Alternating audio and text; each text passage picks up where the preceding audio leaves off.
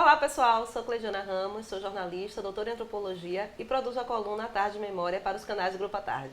Eu sou Priscila Dória, jornalista e repórter do Grupo A Tarde. Nós estamos aqui na sessão Senta que Temos História do Projeto REC. Nessa sessão a gente recebe especialistas para conversar sobre determinados temas e que são informações muito interessantes que a gente acaba fazendo circular por aqui. Hoje, por exemplo, nós estamos recebendo o professor Samuel Vida, ele vai se apresentar. Olá, meu nome é Samuel Vida, eu sou Agante Xangô, do Terreiro do Cobre, professor de Direito da Universidade Federal da Bahia, advogado e militante do movimento negro. Pois é, professor Samuel, a gente está aí no Novembro Negro, né, um mês que, principalmente na Bahia, a gente tem uma maior circulação de informações que são das lutas de combate ao racismo. E na edição de A Tarde, de 12 de junho de 1914, tem uma notícia em que Camamu e em uma localidade chamada Campo Largo, ainda se estavam utilizando na cadeia pública instrumentos de tortura do tempo da escravidão. Como é possível que ainda, né, a gente está em 2022, acho que a situação não é muito diferente, né? E naquela reportagem, inclusive, é uma surpresa do então governador da Bahia, né, um governador da Bahia, José Marcelino, né, que foi governador da Bahia, de 1904 a 1908, e a surpresa dele, choque, porque, segundo ele, é um período republicano, né? São pouco tempo, né, de proclamação da República e aqueles instrumentos estão ali. Mas isso parece que tem sido uma constante no Estado brasileiro. Então, é uma matéria muito sugestiva, né, e evidencia a importância desse diálogo com a imprensa como fonte histórica, porque muitas vezes uma notícia aparentemente secundária ou de pequena monta pode nos colocar em conexão com leituras da sociedade, das instituições, das práticas culturais muito importantes. Nessa matéria me chamou muito a atenção o fato de que se trata de 25 anos depois de proclamada a República, 26 anos depois de abolida formalmente a escravidão. E num espaço institucional, se tratava das dependências de um espaço público, a cadeia, que funcionava, né, curiosamente, junto com o paço, ou seja, com o espaço de representação dos munícipes, o espaço de representação do poder naquela localidade.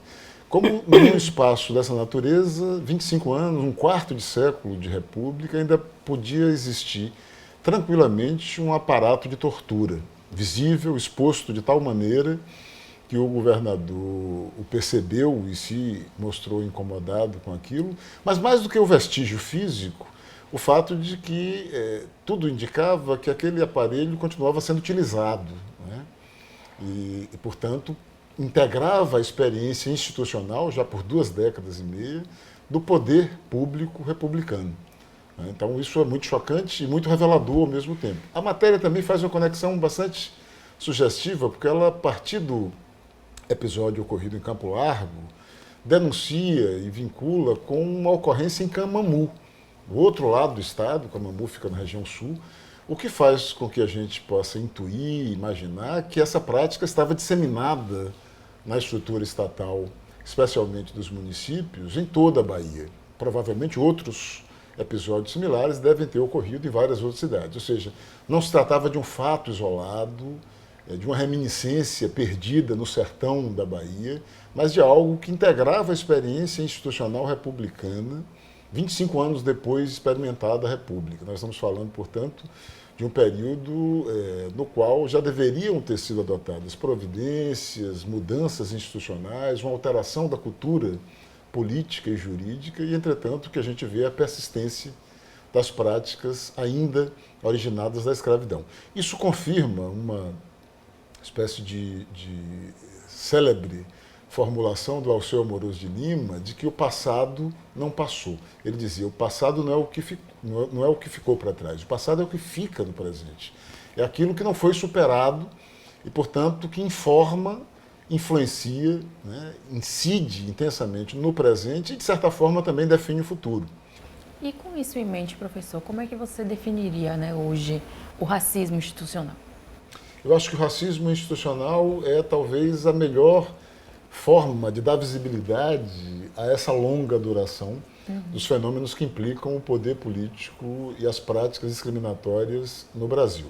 Esse conceito é trazido à tona, é formulado, é apresentado por dois jovens intelectuais negros norte-americanos no ano de 1967, quando publicam um livro chamado Black Power, o Poder Negro. Esse livro chamava atenção para o fato de que não bastava a denúncia dos casos de racismo explícitos produzidos no sul dos Estados Unidos, com aqueles atentados a igrejas, com o impedimento do acesso às escolas por pessoas negras.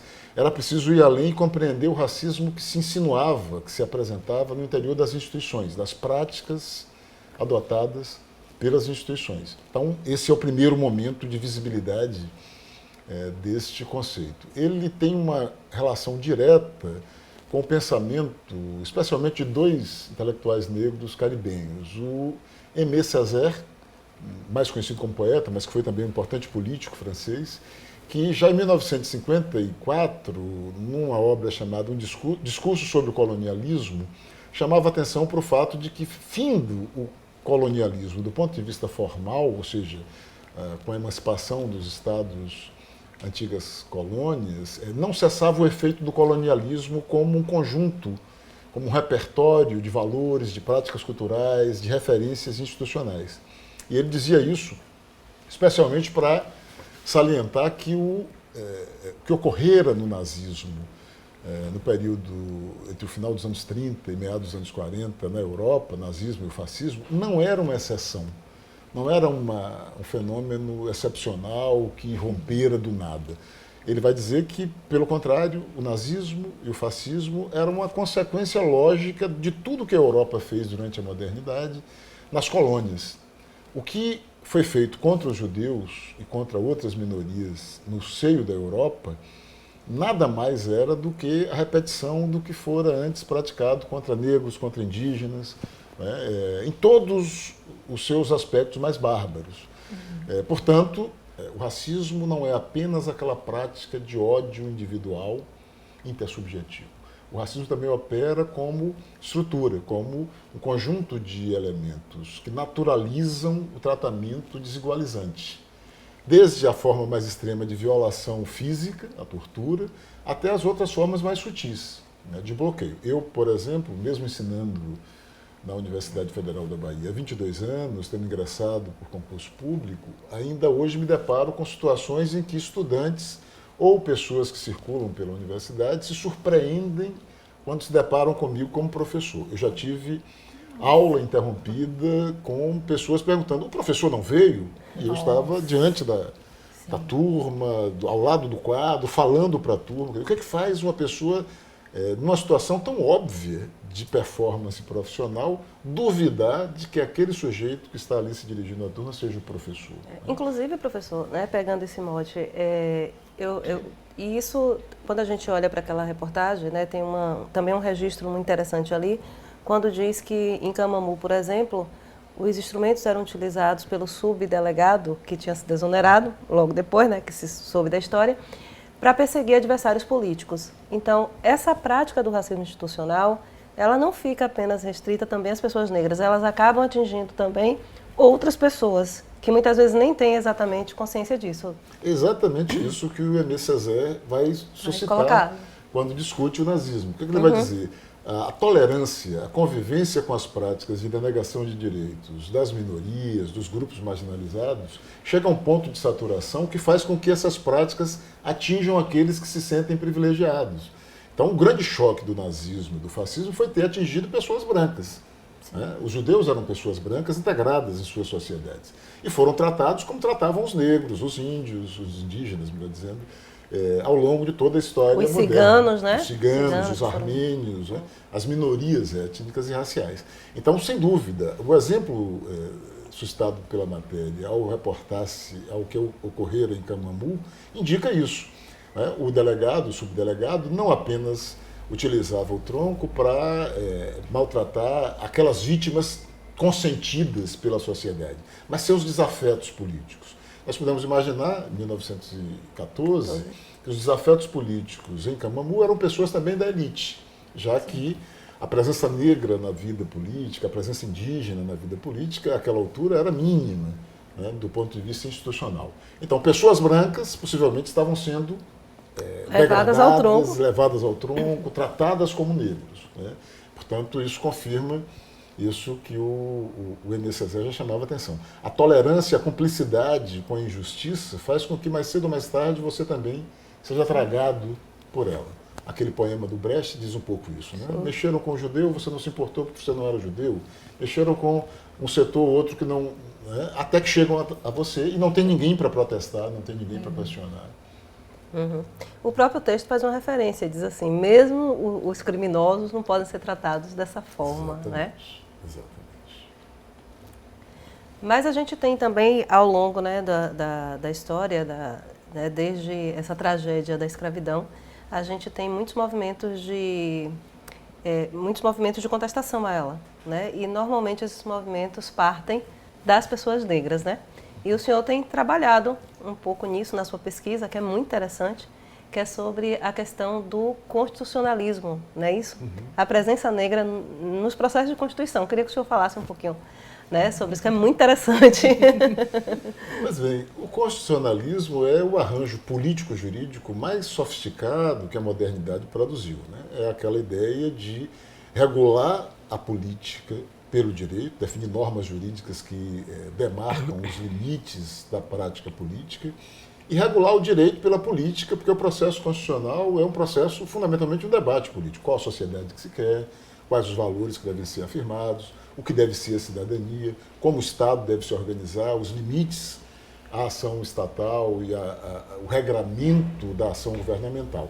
Curiosamente, se fala no constitucionalismo, na teoria política e na teoria jurídica, a partir da ideia de que o constitucionalismo lida com duas chaves, dois pilares: a luta por liberdade e o controle, a disciplina, né, a contenção do abuso do Estado. Ora, quando a gente volta para a história e pensa a história moderna dos últimos 500 anos, particularmente dos últimos 200 anos, a gente vai constatar que quem lutou pela liberdade mais intensamente, senão os negros, os povos indígenas, aquelas minorias políticas, né, embora maiorias demográficas, marginalizadas e oprimidas durante todo o processo moderno.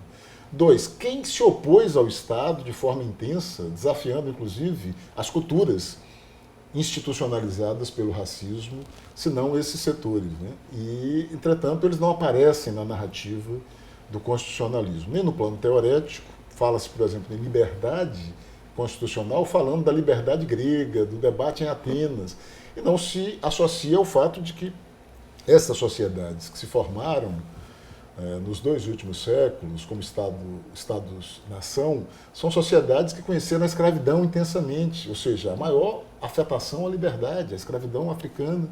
Né? Essas sociedades produziram massacres e produzem. Hoje, no Brasil, a cada 23 minutos, um jovem negro é assassinado. Como se falar em liberdade e não atentar para como essas pessoas não têm garantida, né, a sua integridade física, a sua autonomia, a sua possibilidade de exercer direitos mínimos. E, por outro lado, o resgate da denúncia desses sujeitos diante do Estado. Nunca houve silenciamento, aceitação ou tolerância das vítimas. Se a gente olhar hoje a programação da imprensa, provavelmente a gente vai descobrir algum protesto acontecendo por algum jovem, por familiares de algum jovem que foi indevidamente preso, foi assassinado numa operação policial abusiva, ilegal, etc. Então há uma mobilização de contestação à legitimidade dessa ação violenta e discriminatória do Estado, que também não é catalogado pela sociologia, pela ciência política ou pelo direito. A partir da minha pesquisa, eu tento exatamente mapear esses dois movimentos. Como é possível identificar um fenômeno que está ligado à liberdade sem integrar os sujeitos que mais lutaram por liberdade e ainda lutam e não são considerados como sujeitos constitucionais. Daí eu venho falando na categoria do sujeito constitucional insurgente. Ou seja, para além da teoria clássica, moderna, eurocêntrica, que vê um sujeito constitucional abstrato, nós temos sujeitos constitucionais reais, encarnados nas lutas. O Manuel Quirino, para usar um exemplo baiano, histórico, que se alça a condição de político, numa sociedade recém-saída da escravidão, intelectual, produz obras fantásticas que ainda hoje são referências para pensar antropologia, sociologia, ciência política, organiza um partido político, se elege vereador na cidade, funda o Liceu, é um dos fundadores do Liceu, um espaço que hoje equivaleria a um espaço de políticas públicas de ações afirmativas para negros, e isso não é percebido, né? Não é valorizado, não é reconhecido com a importância que teve para a sociedade brasileira, para a sociedade baiana. Então, é essa tentativa de resgatar esses processos de luta por liberdade, essas ações de denúncia e de enfrentamento do abuso estatal. E mais, o constitucionalismo negro chegou a um grau de sofisticação de interveniência no processo constituinte. E eu destacaria aqui, pela brevidade, 2 exemplos. Em 1945, quando a gente teve toda uma mobilização para findar a experiência trágica do Estado Novo getulista, durante a Constituinte, por iniciativa de Abdias Nascimento, foi encaminhado um conjunto de propostas elaboradas pela Convenção Nacional do Negro.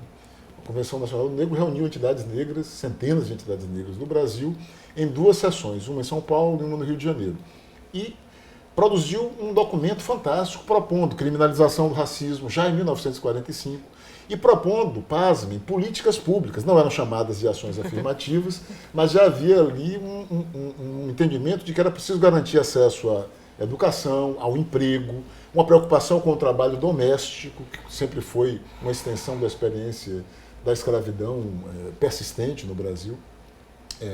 E isso foi desconsiderado pelos constituintes, inclusive com a esquerda. O Partido Comunista participou daquela constituinte e rejeitou essa agenda, dizendo que no Brasil não havia racismo, adotando a tese da democracia racial na formulação freiriana de que nós vivíamos uma relação recortada por classe, mas não por raça. E, novamente, essa agenda ganha incidência em 87, 88, durante a Constituinte, que nos legou a atual Constituição, e dessa vez consegue, graças à presença de 5 parlamentares negros, dos quais eu citaria como exemplo Paulo Paim, Benedita da Silva, Caó, né, e que produzem uma, digamos assim, tradução da agenda negra, né, no plano da elaboração constituinte. Isso nos legou uma Constituição em vigor que tem um microsistema antirracista, uma perspectiva antirracista que não está consolidada num capítulo, mas que pode ser lida e hermeneuticamente orientadora, né? Pode ser orientadora de uma interpretação constitucional que afirme o pluralismo, né? A importância do legado negro como um legado que constitui o patrimônio nacional e assegure das trabalhadoras domésticas que passam a ter finalmente direitos sociais, ainda que incompletos, nesta ordem constitucional, a proibição da tortura, a ampliação da liberdade de culto e da liberdade religiosa, etc. Então, algo que não apenas se esboçou como um processo de pressão, mas que se institucionalizou, né, revertendo aquilo que o racismo institucional produz. O racismo institucional opera com a ideia de neutralidade, de universalidade das instituições que esconde uma prática discriminatória. Então, ao mesmo tempo que se diz que é proibida a tortura, o Estado mantém estruturas físicas e propícias à tortura. A perspectiva antirracista vai explicitamente evidenciar que esses setores marginalizados têm direitos e precisam ter esses direitos garantidos, às vezes, inclusive, com uma intervenção institucional especial. E aí eu amarro, para finalizar o comentário, com o exemplo do constitucionalismo negro na Bahia, liderado por Jaime Sodré, de saudosíssima memória, e que deixou um legado fantástico para nós, e outras importantes figuras. Em 88, 89, no processo de elaboração da Constituição do Estado, especialmente o setor ligado ao povo de santo, articula uma pressão à Constituinte que produz normas constitucionais estaduais especialíssimas, reconhecendo a singularidade e a relevância da religiosidade negra, da contribuição da cultura negra para a formação da Bahia e estabelecendo uma série de deveres estatais. O Estado baiano tem o dever de regularizar fundiariamente os templos, um dever que não foi cumprido ao longo de 30 anos, que continua em aberto para ser cobrado pelo movimento negro, pelas instituições, pelos governos que venham a assumir a gestão do Estado. A obrigação de regularizar e titular os territórios quilombolas, a proteção patrimonial dos símbolos sagrados do candomblé, que não podem ser comercializados ou utilizados, inclusive pela Bahia Tussa e pelos órgãos governamentais ligados ao turismo, dentre outros exemplos. Tem então, até uma... Porque foi, viu, gente, tema da tarde de memória, especialmente essa Constituição Baiana, né, com essa questão. Inclusive, tem uma norma bem avançada antes da discussão sobre ações afirmativas, que é a reserva... Primeira norma jurídica, né, no país a reservar vagas para pessoas negras na comunicação. Na comunicação, em publicidade, né? Então, é algo muito significativo, porque não se trata apenas de pensar a história como algo, retomando ao seu Amoroso de Lima, que ficou para trás. A história é, sobretudo, né, esse processo de continuidade, com rupturas, com novas roupagens, mas também com elementos que perduram e que devem nos orientar a pensar e entender melhor o presente e, sobretudo, construir um futuro pautado por valores éticos, por expectativas adequadas a esses valores civilizatórios conquistados pelas maiorias demográficas negras, indígenas, que apresentam ao país um projeto de democracia, uma proposta, uma possibilidade de arranjos democráticos que façam com que, de fato, essas mazelas fiquem no passado e a gente possa descortinar um presente, um futuro de inclusão e de valorização do pluralismo, da diversidade. E a gente também, né, percebe, Priscila, a gente estava comentando sobre como essas conquistas elas têm muito a ver com os movimentos sociais, com os movimentos negros. Partem deles e só ficam as conquistas das organizações, da população negra, parte justamente das organizações, não é isso? Dificilmente começa com... De cima para baixo. De cima para baixo. Sempre são elas, não é isso? E é sempre com muito esforço. E além, como o senhor mesmo falou, né? É aquela coisa de... Desde 45 se fala disso, há muito tempo se fala disso, e é silenciado, deixado de canto. Desde Palmares, na verdade. Desde Palmares, Com certeza. É falado sobre isso e eles... Por isso que eu insisto muito em tratar do sujeito constitucional insurgente. Ou seja, o constitucionalismo negro não é fruto de uma elucubração intelectual de juristas ou de políticos humanistas. Ela é construída como uma experiência do povo negro. Né? São as pessoas vivendo na carne as agruras da falta de direitos e, ao mesmo tempo, reagindo. Muitas vezes a gente fala da escravidão e da discriminação racial só numa perspectiva de identificar as práticas abusivas e acaba, ainda que não intencionalmente, obscurecendo a resistência. Há um processo ativo. Para cada ação de opressão, de desumanização, de desrespeito, de violação, há uma ação ou várias ações de resistência, de inconformismo, né, e de conquistas. Esses segmentos, né, se põem em movimento e reagem e constroem respostas. Então, professor, a gente tem inclusive um exemplo muito contundente que foi a Revolta de Búzios, onde ali se fez um projeto não apenas de um levante, né, de uma contestação, mas a criação de uma república chamada República Baense, né, com bandeira, inclusive. Não é isso? É verdade. Isso dá uma dimensão de como a reação não foi apenas um gesto explosivo, né, fora de controle, mas a resistência negra e indígena sempre apresentou ao país propostas de respostas institucionais, horizonte de futuro, proposta de reconstruir a sociedade a partir de novos valores. Em Búzios estava em jogo uma série de agendas, uma série de temáticas e de pontos programáticos que se mantém atual. Combate à desigualdade racial no ambiente de trabalho, no acesso ao serviço público, são alguns exemplos. Então, isso mostra que esse horizonte de insurgência precisa ser considerado não como um fato remoto que ficou para trás ou como exemplo de explosões populares de indignação, mas como a aspiração permanente de negros e indígenas no Brasil de incidir na política, de interferir na sociedade, de apresentar alternativa institucional que organize essa sociedade de forma distinta. Conversa boa passa rápido, né? Mas a gente quer muito agradecer ao professor Samuel Vida, foi uma aula e tanto, né? Sobre várias questões, mas principalmente sobre direitos e sobre essa necessidade de combater esse mal tão persistente como é o racismo. Então é isso, fiquem ligados nos canais do Grupo à Tarde, sempre tem informação qualificada. Muito obrigada e até a próxima.